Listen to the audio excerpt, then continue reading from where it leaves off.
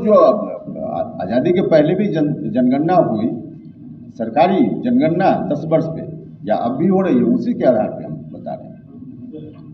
Sir, यानी आप कह रहे हैं कि जनसंख्या के आधार पर जिस राज्य का जितना अनुपात हो उतनी सीटें उसको परिसीमन के बाद मिले, और इस हिसाब से अगर दक्षिण के राज्यों में सीटों की संख्या घटती है या बिहार उत्तर प्रदेश जैसे राज्यों की बढ़ती है तो उसी तरह से होता है, जिसका घट रहा है घटे, जिसका बढ़ रहा है बढ़े। हम नहीं कह रहे हैं, यह बात हमारा संविधान कहता है, ये हम नहीं कह रहे हैं।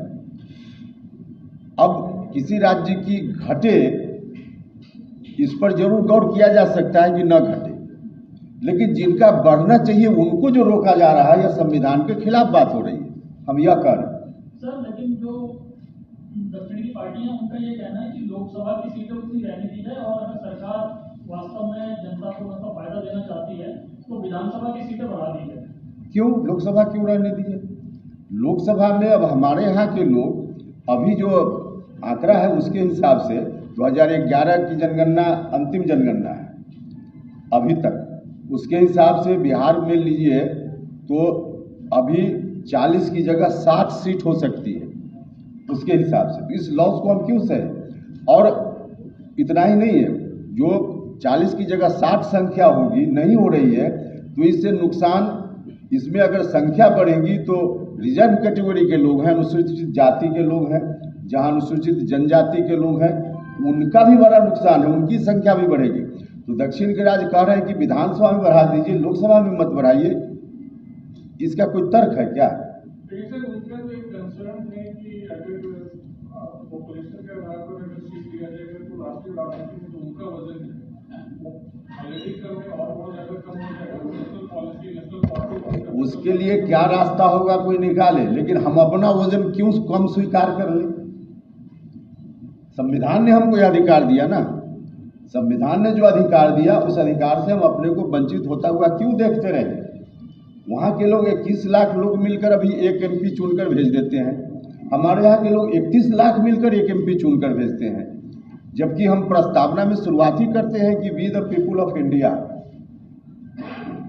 तो हिंदुस्तान का कोई एक आदमी, कहा गया कि सबका वोट एक और सबका मूल्य बराबर, यहाँ तो सबका वोट एक जरूर लेकिन मूल्य बराबर नहीं। तो संविधान में जो बातें कही गई, संविधान की जो मूल आत्मा है उसके खिलाफ बात है। हम यह नहीं करेंगे कि किसी राज्य का खामखा नुकसान हो जाए, उनके नुकसान को रोका जा सकता है, उनके यहाँ कम न हो, यह एक रास्ता हो सकता है, लेकिन हमारा नहीं बढ़े यह तो गलत है। आपकी मांग है कि आपकी पार्टी ने प्रस्ताव रखा है, क्या एनडीए की बाकी दलों से आपकी कोई बातचीत हुई और एनडीए की कोई बैठक? अभी शुरुआत हम कर रहे हैं, आवश्यकता अनुसार बाकी दलों से भी हम बात करेंगे। यह विषय ऐसा है जिसमें न सिर्फ एनडीए, गैर एनडीए जो पार्टी है, क्योंकि दक्षिण के राज्यों के बारे में आप देख रहे हैं कि क्रॉस पार्टी लाइन, क्रॉस गठबंधन, उन लोगों की ओर से बातें हो रही है, तो हम भी कोशिश करेंगे। अभी तो शुरुआत है।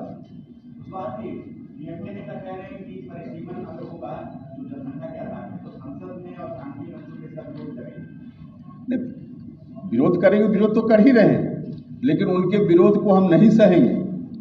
हम हर तरह से, क्योंकि हम संविधान के पक्ष में बोल रहे हैं, संविधान हमारे पक्ष में है, तो इसलिए हम, हमारे साथ जो अन्याय हो रहा है, कोई जोर जोर से बोलकर चाहे कि इस अन्याय को आगे कंटिन्यू रखें, हम यह नहीं होने देंगे। हम जो तर्क दे रहे हैं, आंकड़ा दे रहे हैं, उस आंकड़ा को झुठलावे, जो भी लोग भी बोल रहे हैं कि परिसीमन न हो, तब हम कह सकते हैं, वरना आंकड़ा हमारे पक्ष में है, संविधान का प्रावधान, संविधान हमारे पक्ष में है, तो हम इस अन्याय को क्यों सहें?